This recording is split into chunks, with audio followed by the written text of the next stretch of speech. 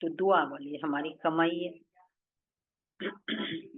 हाँ, तो जो भी हम ज्ञान का मतलब धन है पर यूज करें तब, चाहे वो स्वयं के लिए चाहे दूसरों के, तब वो कमाई है ना। तो इसलिए बाबा ने कहा जितनी याद उतनी कमाई ही कम। इसलिए एक सेकंड भी मिले, वेट करना है, ड्राइवर वहां से वहां तक आ रहा है, एक सेकंड मिले नीचे, क्या करे, बाबा को याद करे, कमाई हो गई। इतना चलो मुझे इतना टाइम मिला कि बाबा को याद ऐसे जमा करो। चलो बाबा के शब्दों में 24/9। मीठे बच्चे, तुम जितना समय बाप की याद में रहेंगे उतना समय कमाई ही कमाई है। याद से ही तुम बाप के समीप आते जाएंगे, याद से ही बाप के समीप आते जाएंगे। प्रश्न है, जो बच्चे याद में नहीं रह सकते उन्हें किस बात में लज्जा आती है?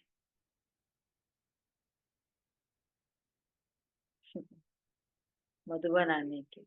वो तो चलो, वो तो ठीक है, वो तो साल में एक बार है। पर अगर याद में नहीं रह सकते उन्हें किस बात में लज्जा आती है? अदरवाइज भी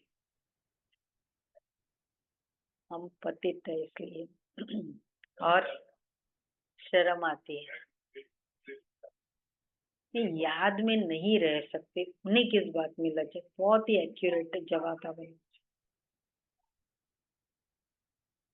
मदद लेने में लग जाएगी भाई, तुम कनेक्शन ही नहीं है तो क्या मदद ले, सेवा करने में लग जाएगी। अच्छा, नहीं रिजल्ट नहीं पूछा, शर्म पूछा है। रिजल्ट अलग है, उसकी रिजल्ट तो बहुत कुछ है। बैच लगाने में, अच्छा, बैच लगाने में। हम्म।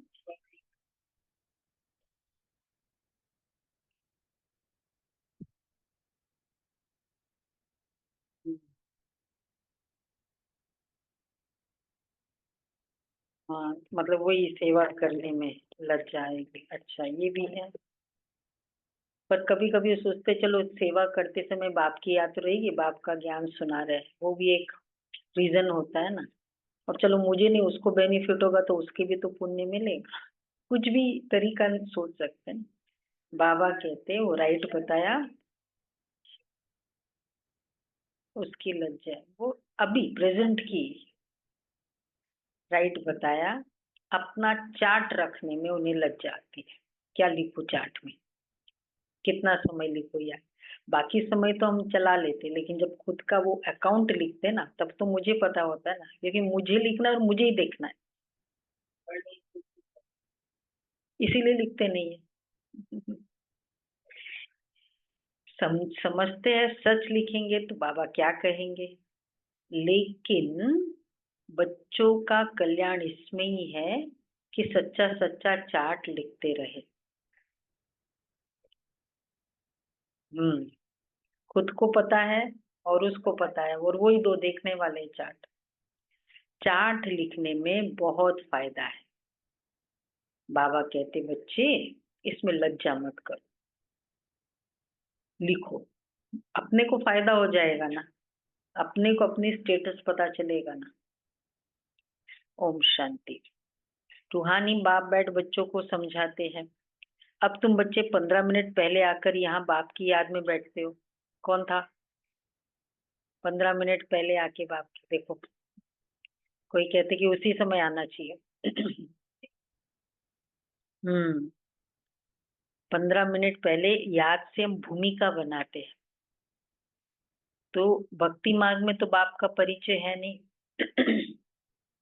यहाँ बाप का परिचय मिला है, और बाप कहते मामे कम याद करो, मैं तो सब बच्चों का बाप हूँ। बाप को याद करने से वर्षा तो ऑटोमेटिकली याद आना चाहिए। छोटे बच्चे तो नहीं होना। भल लिखते हम 5 मास व 2 मास के हैं, परंतु तुम्हारी कर्म इंद्रिया तो बड़ी है। तो रूहानी बाप समझाते हैं, या बाप और वर्षे की याद में बैठना है। जानते हो हम नर से नारायण बनने के पुरुषार्थ में तत्पर है, वह स्वर्ग में जाने के लिए पुरुषार्थ कर रहे हैं। तो ये बच्चों को नोट करना चाहिए। हमने यहाँ बैठे बैठे कितना समय याद किया। चलो 1 घंटे का चार्ट लिखे आज, अभी से 7:30। अच्छा है ना। चलो ये भी एक, कभी कभी यहाँ रह के भी बुद्धि उधर उधर जा सकती है ना, तो अलर्ट रहेंगे तो ज्यादा याद रहेगा। तो ये हमने यहाँ बैठे बैठे कितना समय याद किया। बार बार फीलिंग आ रही है कि बाबा बैठा है, बाबा मुरली सुना रहा है, याद है, बाबा आना चाहिए बस। लिखने से बाप समझ जाएंगे। ऐसे नहीं कि बाप को मालूम पड़ता है कि हरे कितना समय याद में रहते हैं। वह तो हर एक अपने से, अपने चार्ट से समझ सकते हैं बाप की याद थी या बुद्धि और तरफ चली गई। यह भी बुद्धि में है। अभी बाबा आएंगे तो यह भी याद ठहरी ना, कितना समय याद किया। वो चार्ट में सच लिखेंगे। झूठ लिखने से तो और ही 100 गुना पाप चढ़ेगा, और ही नुकसान हो जाएगा। सुना, चार्ट लिखो लेकिन सच्चाई से। खुद के ही संकल्पों का चार्ट लिखना है, खुद को ही देखना है। तो बाबा कहते हैं इसलिए सच लिखना है। जितना याद करेंगे उतना विक्रम विनाश होंगे। और ये भी जानते हो हम नजदीक आते जाते, आखिर जब याद पूरी हो जाएगी तो फिर हम बाबा के पास चले जाएंगे। और कोई तो, सुनो, झट नई दुनिया में आकर पाठ बजाएंगे। कोई कोई वहां ही बैठे रहेंगे, वहां कोई संकल्प तो आएगा नहीं।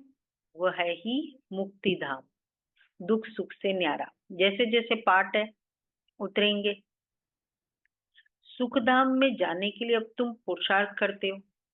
जितना तुम याद करेंगे उतना विकर्म विनाश होंगे। याद का चार्ट रखने से ज्ञान की धारणा भी अच्छी होगी। जितना याद उतनी शक्ति, इसलिए धारणा। कहीं ना कहीं अगर धारणा में कमजोर है, याद को बढ़ाओ। खान पान की शुद्धि नहीं होती है, याद को बढ़ाओ। शक्ति मिलेगी ना आत्मा को, और वो शक्ति हम छुड़ा देगी। तो बाबा कहते हैं धारणा अच्छी होगी। चार्ट रखने में तो फायदा ही है। बाबा जानते हैं याद में न रहने के कारण लिखने में लज्जा आती है। बाबा क्या कहेंगे, मुरली में तो सुना देंगे। बाप कहते हैं इसमें बच्चे लज्जा की बात ही क्या है। दिल अंदर हर एक समझ सकते हैं हम याद करते हैं व नहीं। कल्याणकारी बाप तो समझाते हैं। अच्छा, नोट करेंगे तो कल्याण होगा। जब तक बाबा आए उतना समय, सुनो अब क्या लिखना है चार्ट में। जब तक बाबा आए उतना समय जो बैठे, उसमें याद का चार्ट कितना रहा। देखो जल्दी आने वाला को फायदा है ना। कितने हैं, एकदम फिक्स टाइम है कि इतने बजे आ ही जाते हैं। तो जब तक बाबा आए मुरली चलाने के लिए, तब तक याद में बैठे। और इतनी अच्छी वो समय, वो वातावरण इतना पावरफुल होता है उस समय का। बैकग्राउंड भी बनता है और एकदम जैसे ना फ्री होके आते। बाद में तो फिर भी जल्दी होती जाने की। तो ये फायदा है। फर्क देखना चाहिए। उतना समय जो बैठे उसमें याद का चार्ट कितना रहा, फर्क देखना चाहिए। प्यारी चीज को तो बहुत याद करते हैं ना। कुमार कुमारी की सगाई होती है तो दिल में एक दो की याद ठहर जाती है, फिर शादी होने से पक्की हो जाती है। बिगड़ देखे समझ जाते हैं हमारी सगाई हुई है। अभी तुम बच्चे जानते हो कि शिव बाबा हमारा बेहद का बाप है।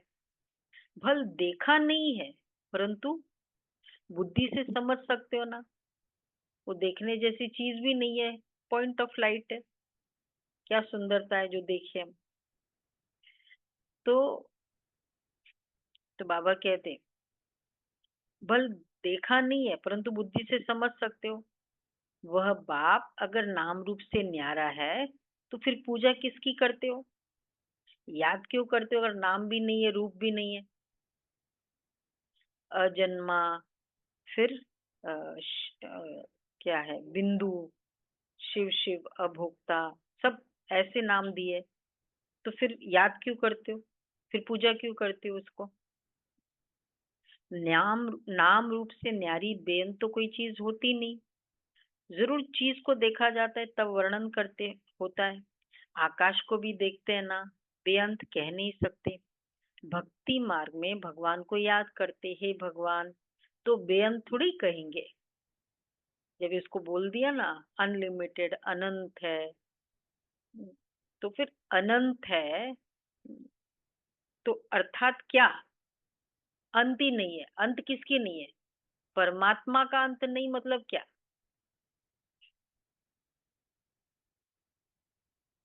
हाँ, वैसे अंत नहीं है और अंत नहीं है।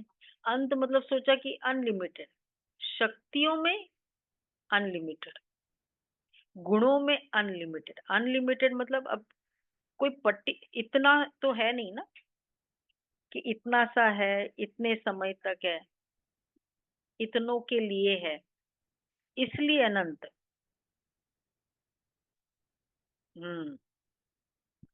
तो बाबा कहते हैं, तुम बच्चे जानते हो, तो सब आत्माओं का एक ही बाप है। आकाश को भी देखते ना, बेअंत कह नहीं सकते।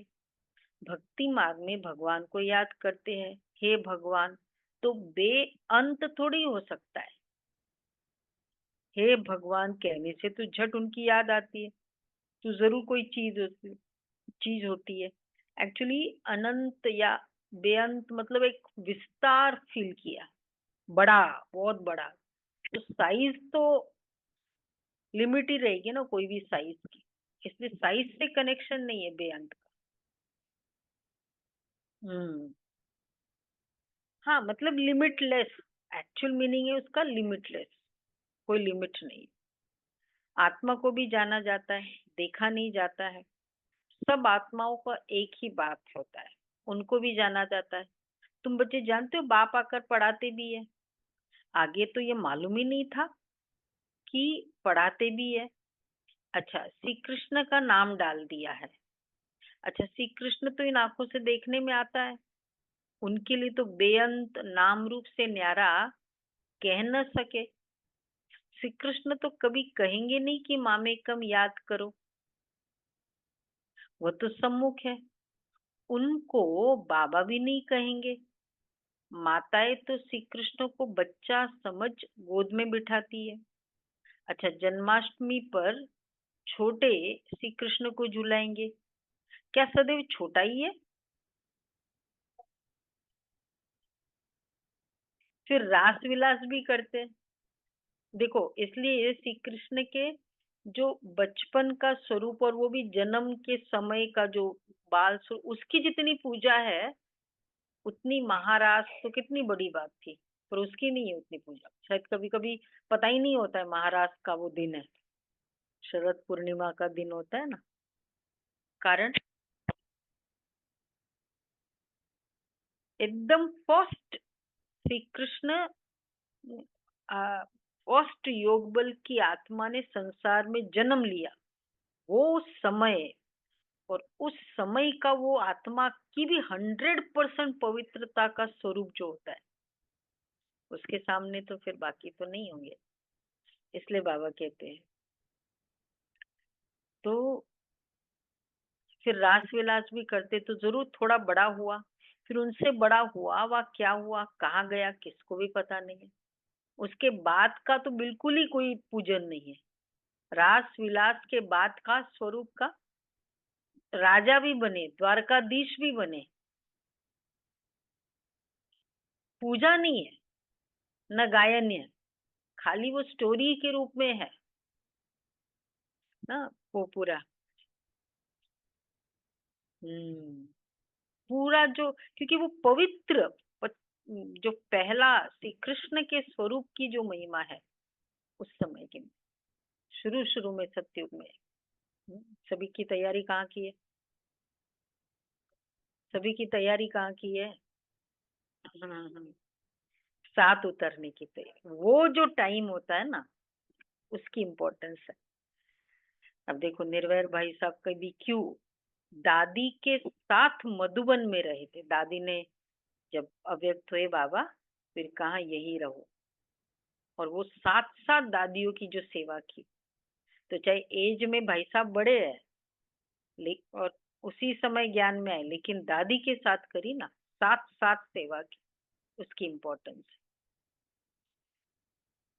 तो बाबा कहते हैं आत्मा को भी जाना जाता है, देखा नहीं जाता है। तो श्री कृष्ण को इन आंखों से देखने में आता है, सॉरी, श्री कृष्ण का नाम डाल दिया है, श्री कृष्ण तो इन आंखों से देखने में आता है। अब देखो कितनी अच्छी बात बाबा ने कही, उसके लिए तो बेअंत नाम रूप से न्यारा कह न सके।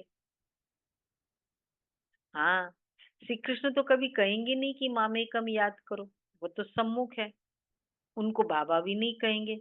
माताएं तो श्री कृष्ण को बच्चा समझ गोद में बिठाती है। तो अच्छा, सदैव छोटा शरीर तो होगा नहीं, कुछ भी ख्याल नहीं करते, ये पूजा आदि की रस्म चली आती है, ज्ञान तो कोई में है नहीं। दिखाते हैं श्री कृष्ण ने कंसपुरी में जन्म लिया। अब कंसपुरी की तो बात ही नहीं है, कोई का विचार ही नहीं चलता। कारागृह में श्री कृष्ण का जन्म, कितना परमात्मा अवतार ले रहे हैं। राम जी के लिए कितना एक्यूरेट बताया, क्या तैयारी थी और किस तरह की वो खुशी थी राम जी का। और श्री कृष्ण के लिए फिर बस डर ही था, पेरेंट को ही डर था कि कहीं ना जन्म ना ले। तो कितना फर्क हो गया ना, और कितना एक्यूरेट है, ऐसा ही राइट है। क्यों राइट है? कारागृह में जन्म लिया, कंसपुरी में जन्म लिया। हम्म।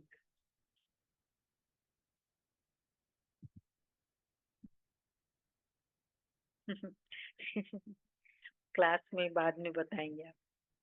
तो कैसे एक्यूरेट है पूरा, नहीं बताए, कल्पना में। कंसपुरी में श्री कृष्ण का जन्म बताया, वहां राज दरबार में बताया, और यहाँ कंसपुरी में, और यहाँ डर लगने वाला। फिर बाद में और जब पानी से जा रहे तो और डर की बात।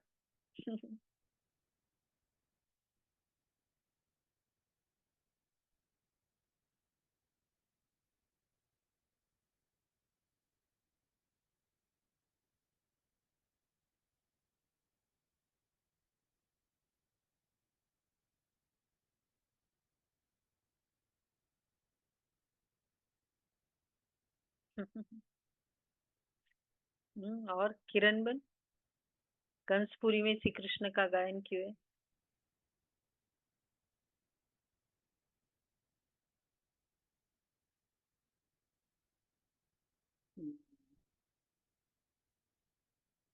हम्म। क्लियर हुआ। संगम युग का एंड में है ना श्री कृष्ण का जन्म, विनाश की पीक पर। तो ये थोड़ी वहां, और उसके बाद फिर, हाँ, इसीलिए तो कारागृह में बताया, कंसपुरी में बताया।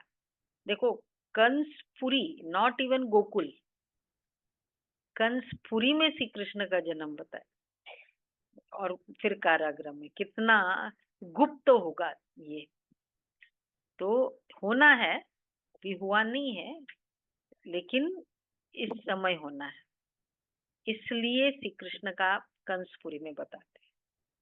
तो बाबा कहते हैं नहीं तो इतनी number one, next to God, उनकी जितनी मान्यता, और वो भी बाल स्वरूप की जितनी पूजा तो कहीं किसी की भी नहीं है इतनी। नाथ द्वारा भी क्या है, बाल स्वरूप की पूजा। तिरुपति बालाजी बाल स्वरूप, बिहारी जी का मंदिर बाल स्वरूप, जो सबसे फेमस टेम्पल्स है, सब बाल स्वरूप की पूजा करते हैं। मतलब बाल स्वरूप in the sense Shri Krishna कोई साथ में नहीं है ना,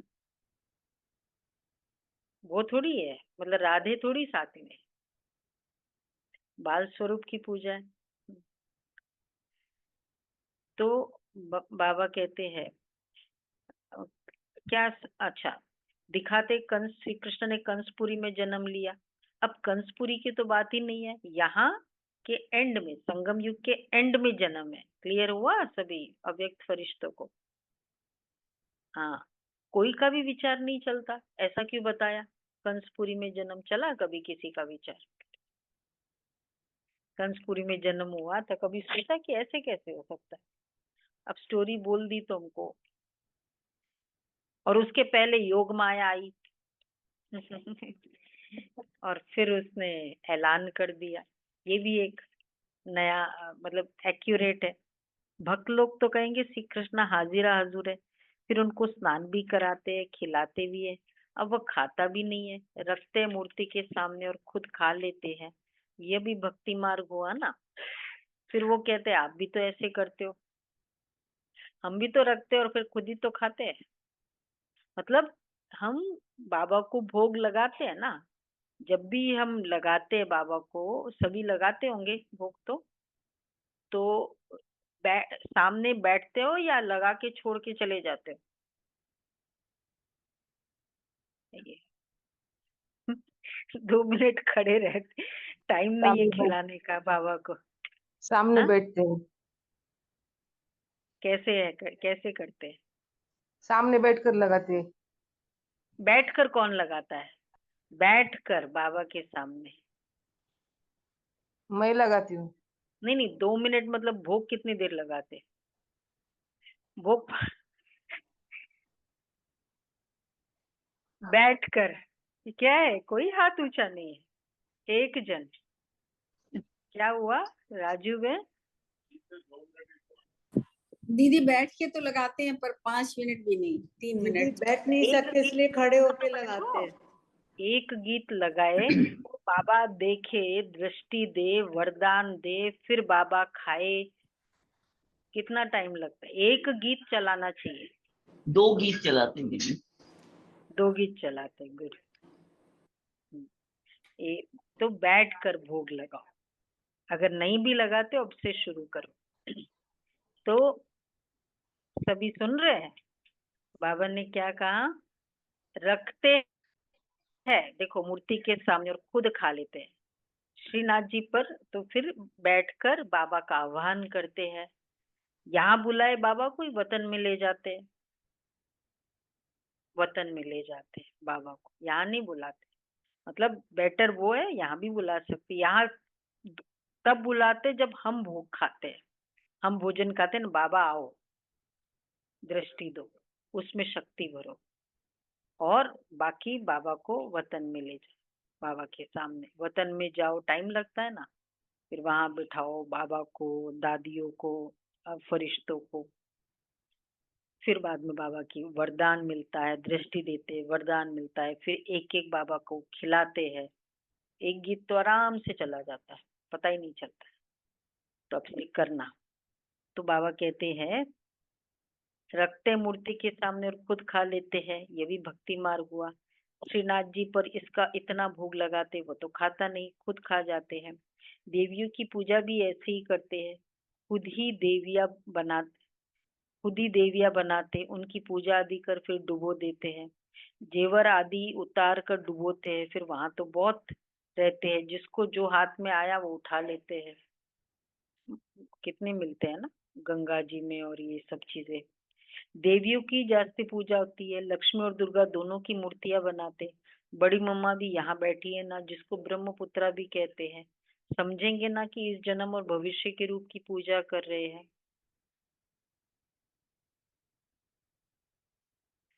मतलब बाबा कहते हैं बड़ी मम्मा कौन है? ब्रह्मा बाबा। तो समझेंगे इस जन्म में और भविष्य के रूप की पूजा कर रहे हैं। एक्चुअली मम्मा, वैसे बड़ी मम्मा ब्रह्मा बाबा है, लेकिन अभी बाबा जो कहते हैं ना, अभी वर्तमान स्वरूप में मम्मा की अभी यहाँ, और भविष्य में देवी के रूप में पूजा, सरस्वती के रूप। तो नॉर्मली बड़ी मम्मा इधर, वैसे बाबा कहते हैं, लेकिन अभी मम्मा के लिए नॉर्मल मम्मा नहीं। हाँ हाँ, वो फिर बाद में वो तो उसको डुबो देते हैं ना, उसकी मतलब वो गई ना देवी, तो देवी स्वरूप में तो नहीं रही ना। इसलिए श्री कृष्ण को कभी डुबोते नहीं है। कितना वंडरफुल ड्रामा है। तो ऐसी ऐसी बातें शास्त्रों में आ न सके, यह है प्रैक्टिकल एक्टिविटी। तुम बच्चों को अब ज्ञान है, समझते हो सबसे ये जो स्वरूप है जिनका भी डुबोते हैं। क्यों डुबोते हैं? क्योंकि इनका स्वरूप सिर्फ संगम युग का है। देवियों का जो स्वरूप दिखाते वो सतयुग का थोड़ी है।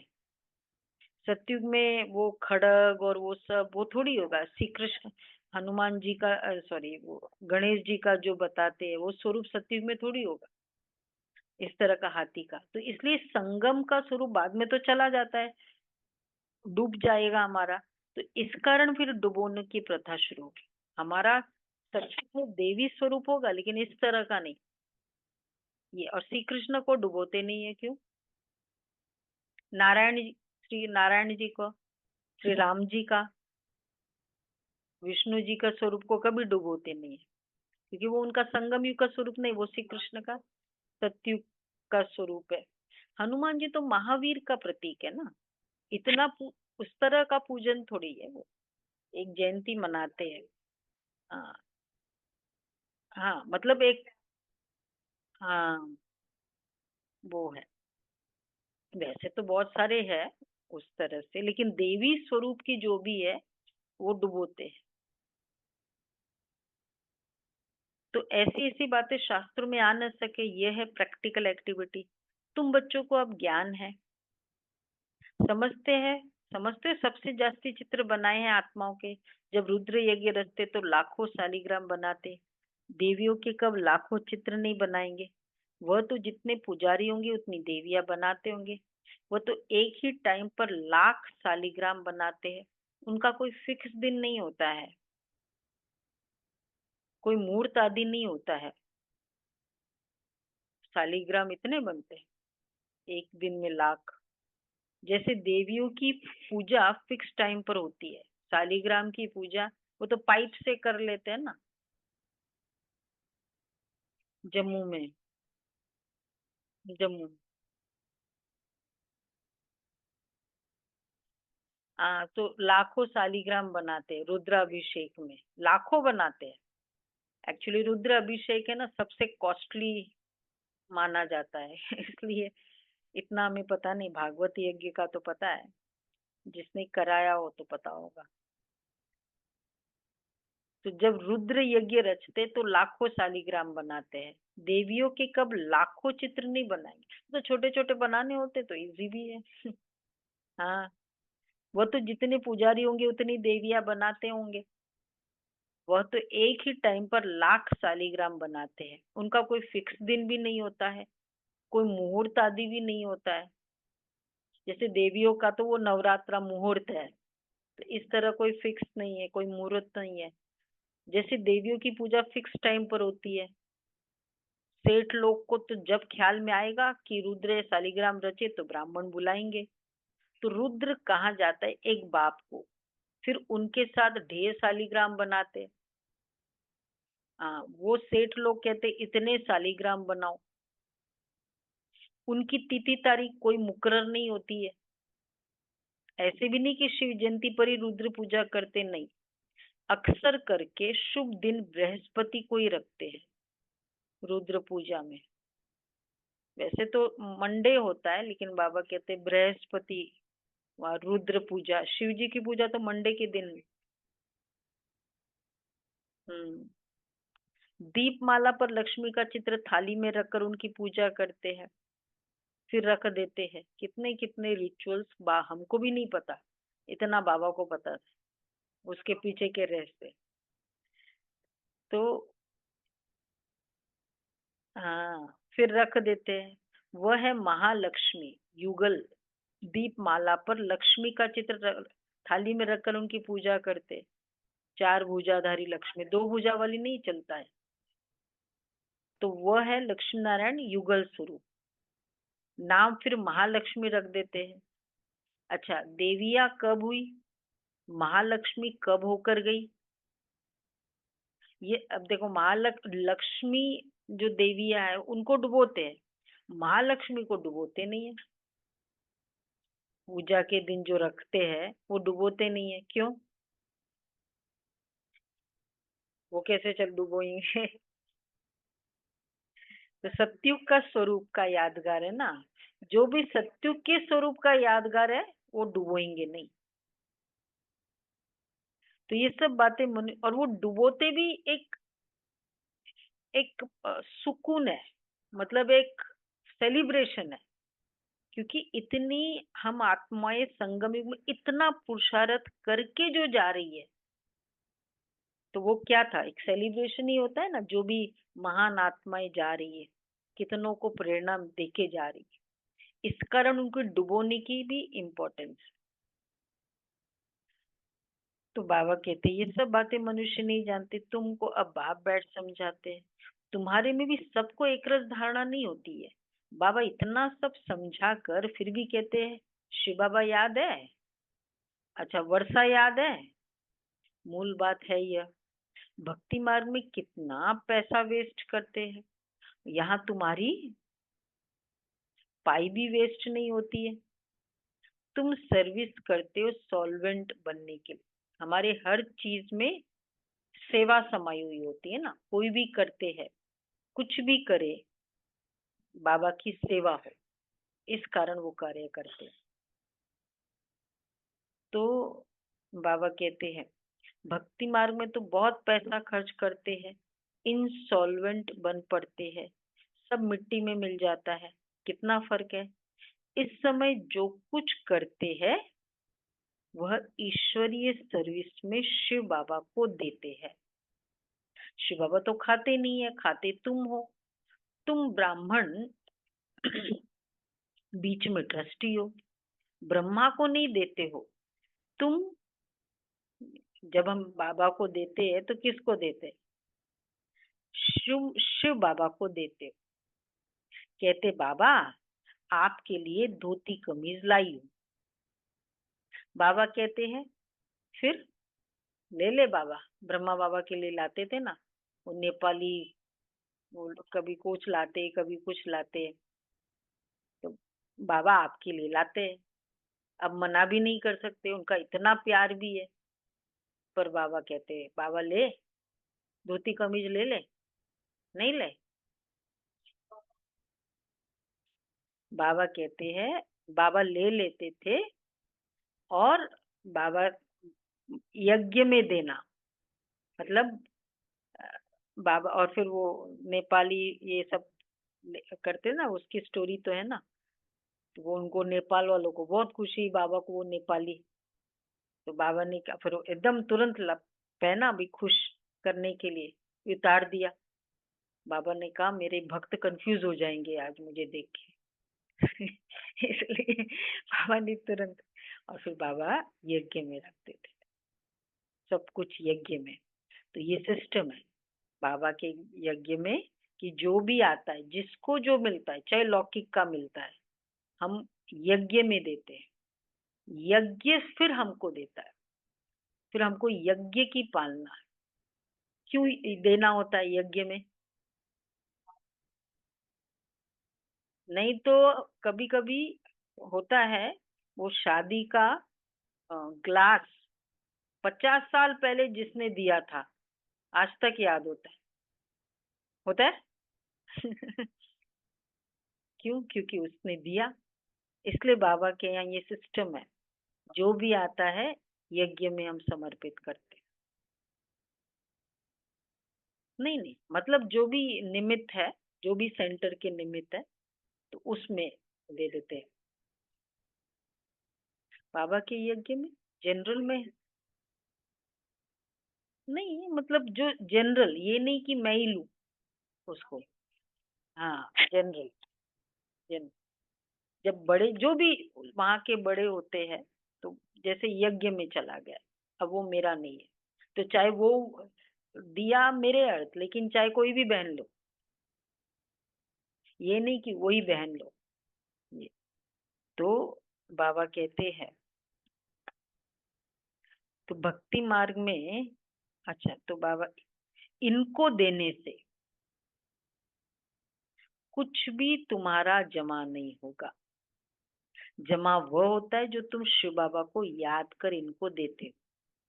फिर ये तो समझते हो ब्राह्मण शिव बाबा के खजाने से ही पलते हैं, बाबा को देते, बाबा के खजाने से, फिर पूरी ब्राह्मणों का बाबा से पूछने की दरकार नहीं। क्या क्या बाबा को पूछो नहीं, बाबा कहते क्या क्या नहीं पूछो कि क्या भेजूं, ये तो लेंगे ही नहीं। वैसे एक बार किसी ने पूछा दादी को, दादी क्या दूं, मतलब देना है। दादी ने जवाब दिया, सुई से लेकर एरोप्लेन तक सब कुछ यज्ञ में जरूरत होती है। यज्ञ है, उसमें क्या नहीं चाहिए होता है। तो बाबा कहते ये नहीं पूछो कि क्या भेजूं, ये तो लेंगे नहीं, तुम्हारा जमा ही नहीं होगा। अगर ब्रह्मा को याद किया तो बाबा को पूछने, मतलब एक तरीके से वैसे ठीक है पूछना, ये तो अलग कंटेक्स्ट में बाबा ने कहा। कभी कभी सब वही चीज लाए, वो डबल हो जाए, वो सेवाएं सफल ही ना हो, इससे तो पूछना अच्छा है।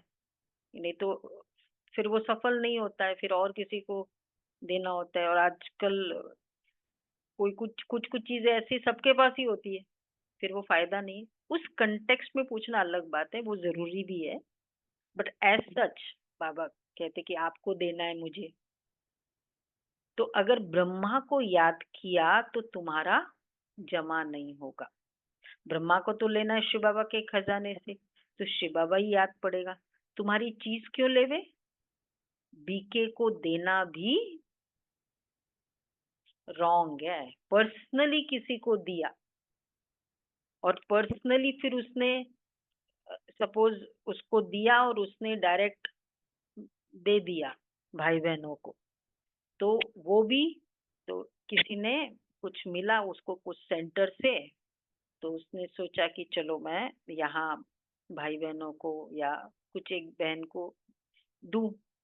अब वो बहन मुझे पूछा कि वो मुझे कह रही कि आपको देना है, तो अब पूछा, उसने मुझे पूछा तो दिल है, तो मना, तो फिर मैंने कहा नहीं ठीक है, उसका दिल है, उसका दिल है, उसका दिल है, ले लो।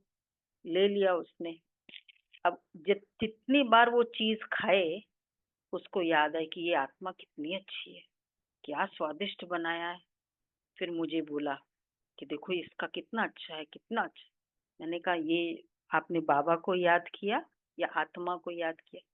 इसलिए बाबा कहते हैं किसी को भी देना है तो कभी भी डायरेक्ट उस आत्मा को मत।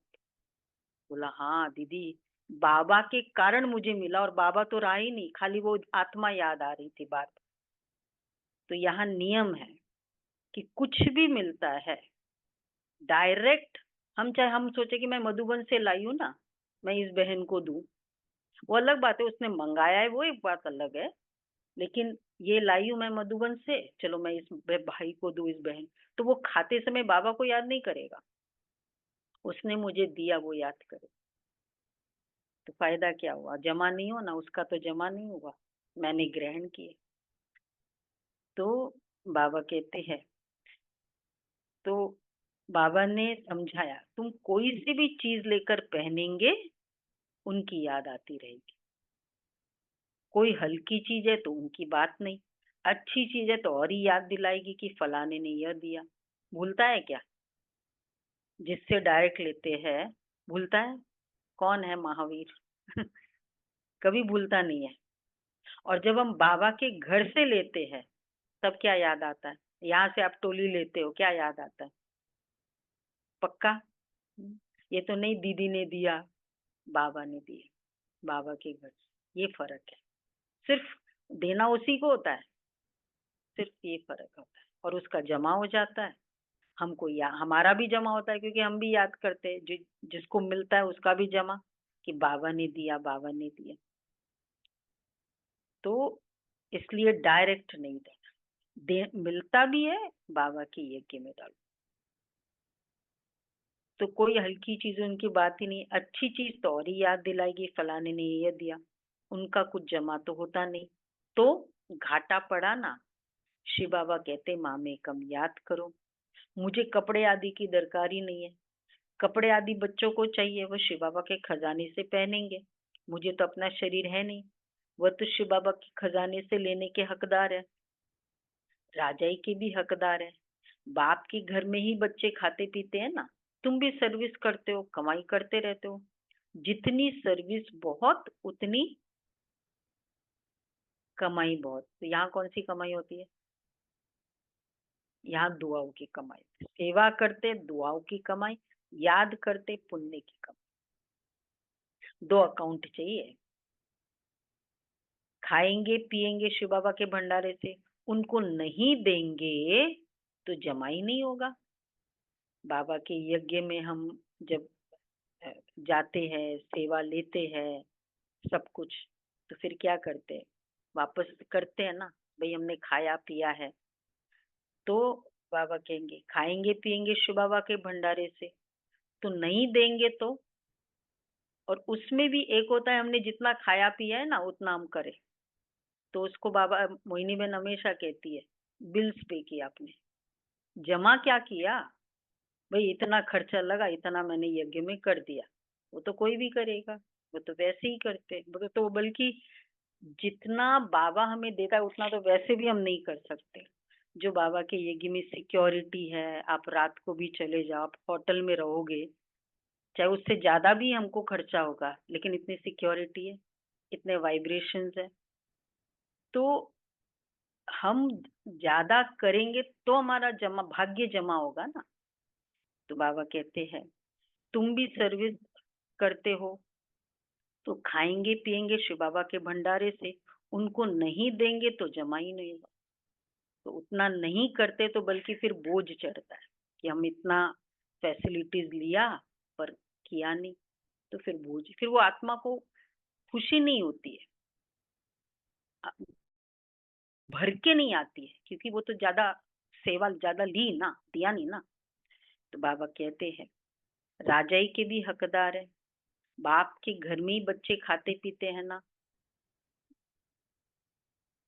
सॉरी, हाँ, शिव बाबा को ही देना होता है। बाबा आपसे भविष्य 21 जन्मों के लिए पद्मा पदम पति बनेंगे, पैसे तो खत्म हो ही जाएंगे, इसलिए समर्थ को हम दे देते हैं, यज्ञ में सफल करते हैं। बाप समर्थ है ना, 21 जन्मों के लिए वह देते हैं। इनडायरेक्ट भी ईश्वर देते हैं ना, इनडायरेक्ट भी इतना समर्थ नहीं है। अभी तो बहुत समर्थ है क्योंकि सम्मुख है। वर्ल्ड ऑलमाइटी अथॉरिटी इस समय के लिए है। ईश्वर अर्थ कुछ दान पुण्य करते हैं तो अल्पकाल के लिए कुछ मिल जाता है। यहाँ तो बाप तुमको समझाते हैं, मैं सम्मुख हूँ, उसके नाम के ऊपर क्यों करना है, उसी को दे दो। भाई उसके नाम से किसी ने कुछ किया उसको जाके दो, या डायरेक्ट वो बैठा है उसको दो। इससे बाबा इनडायरेक्ट और डायरेक्ट कहते हैं। मैं ही देने वाला हूँ। इसने भी शिव बाबा को सब कुछ देकर सारे विश्व की बादशाही ले ली ना। ये भी जानते हो इस व्यक्त का ही अव्यक्त रूप में साक्षात्कार होता है। इनमें, हाँ, वही तो जो जब उस समय होता था ना दादियों को साक्षात्कार, तो इस व्यक्त का ही अव्यक्त रूप में साक्षात्कार होता है। इनमें शिव बाबा आकर बच्चों से बात करते हैं। कभी भी यह ख्याल नहीं करना चाहिए क्या यज्ञ में रहने वाले भी उसके लिए भी है कि हम मनुष्य से लेवे। वो आत्मा है ना, वो इतनी है, वो मुझे ये फैसिलिटी दे या वो चीज मुझे दे, शिव बाबा के भंडारे में भेज दो। इनको देने से कुछ, इनको देने से तो कुछ नहीं मिलेगा। किनको? ब्रह्मा को देने से कोई भी मनुष्य, और ही घाटा पड़ जाएगा। गरीब होंगे करके 3-4 रुपए की कोई चीज तुमको देंगे, इनसे तो शिव बाबा के भंडारे में डालने से पदम हो जाएगा। वही 3-4 रुपए ऐसे दिया, कोई आत्मा को दिया, भंडारे में डाला, पदम हो जाएगा। अपने को घाटा थोड़ी डालना है। पूजा मतलब वही वो 10,000 इस कंपनी में इन्वेस्ट करो तो इतना, इस कंपनी में इन्वेस्ट करो तो इतना। तो बाबा कहते हैं तो अपने को घाटा थोड़ी डालना है। पूजा अक्सर करके देवियों की होती है, क्योंकि तुम देवियां ही खास निमित्त बनती हो ज्ञान देने के लिए। फल गोप भी समझाते, परंतु अक्सर करके तो माता ही ब्राह्मणी बन रास्ता बताती है, इसलिए देवियों का नाम जास्ती है। देवियों की बहुत पूजा होती है, यह भी तुम समझते हो। आधा कल्प हम पूज्य थे, पहले है फुल पूज्य, फिर सेमी पूज्य, क्योंकि 2 कला कम हो जाती है। राम की डिनाइस्टी कहेंगे त्रेता में, वह तो लाखों वर्ष की बात कह देते हैं, तो उनका कोई हिसाब ही नहीं हो सकता। भक्ति मार्ग वालों की बुद्धि में और तुम्हारी बुद्धि में कितना रात दिन का फर्क है। तुम वो ईश्वरीय बुद्धि, वह है रावण की बुद्धि। तुम्हारी बुद्धि में है कि ये सारा चक्र ही 5000 वर्ष का है जो फिरता रहता है। जो रात में है वह कहते लाखों वर्ष, जो दिन में है वह कहते 5000 वर्ष। मतलब रेणुबेन बोलो।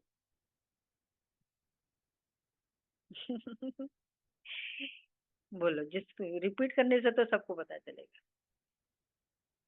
हाँ हाँ।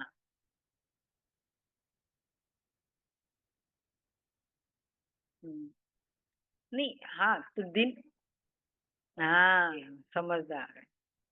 जो सब दिन में है मतलब जो ज्ञान में है वो कहेंगे 5000 वर्ष का है, जो रात में है मतलब अज्ञानी है वो कहेंगे लाखों वर्ष है। तो जो रात में है वो कहते लाखों वर्ष, और जो दिन में है वो कहते 5000 वर्ष। आधा कल भक्ति मार्ग में तुमने असत्य बातें सुनी है। सतयुग में ऐसी बातें होती नहीं, वहां तो वर्षा मिलता है। अब तुमको डायरेक्ट मत मिलती है, श्रीमद् भगवत गीता है ना, और कोई शास्त्र पर श्रीमद् नाम है नहीं है। हर 5000 वर्ष बाद ये पुरुषोत्तम संगम युग गीता का युग आता है। लाखों वर्ष की तो बात हो ही नहीं सकती। कभी भी कोई आए तो ले जाओ संगम पर। बेहद के बाप ने रचयिता अर्थात अपना और रचना का सारा परिचय दिया है। फिर भी कहते बच्चे, अच्छा बाप को याद करो तो कुछ धारणा नहीं कर सकते हो, तो अपने को आत्मा समझ बाप को याद करो। पवित्र तो बनना ही है। बाप से वर्षा लेते हो तो दैवी गुण भी धारण करने हैं। अच्छा, मीठे मीठे सिके लदे बच्चों प्रति माता पिता बाप दादा का याद प्यार, गुड मॉर्निंग। रूहानी बाप की रूहानी रूहानी बच्चों रूहानी को बच्चों की नमस्ते। हम रूहानी बच्चों की रूहानी बाप दादा को याद प्यार नमस्ते गुड मॉर्निंग शुक्रिया बाबा प्यारा बाबा थैंक यू बाबा वाह बाबा वाह बाबा शुक्रिया। आज महाराष्ट्र और बॉम्बे कम दिखाई दे रहा है, महाराष्ट्र नहीं है। अच्छा, पहला पॉइंट है 21 जन्मों के लिए पद्मों की कमाई जमा करने के लिए डायरेक्ट 21 जन्मों के लिए पद्मों की कमाई जमा करने के लिए डायरेक्ट ईश्वरीय सेवा में सब कुछ सफल करना है। देखो उतना ही अमाउंट है, लेकिन अगर 21 जन्मों के लिए चाहिए और पद्मों की कमाई चाहिए तो डायरेक्ट ईश्वरीय सेवा में सफल करो। ट्रस्टी बन शिव बाबा के नाम पर सेवा करनी है। ट्रस्टी बन शिव बाबा के नाम पर सेवा करनी है।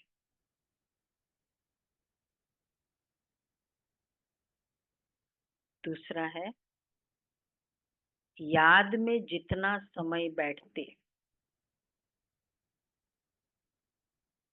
उतना समय बुद्धि कहाँ कहाँ गई ये चेक करना है।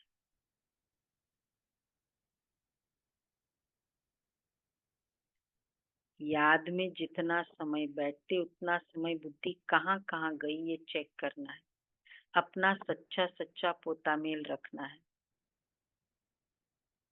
नर से नारायण बनने के लिए बाप और वर्षे की याद में रहना है। नर से नारायण बनने के लिए बाप और वर्षे की याद में रहना है। वरदान है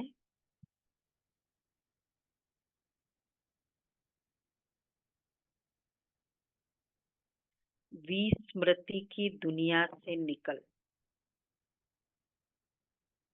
स्मृति स्वरूप रह।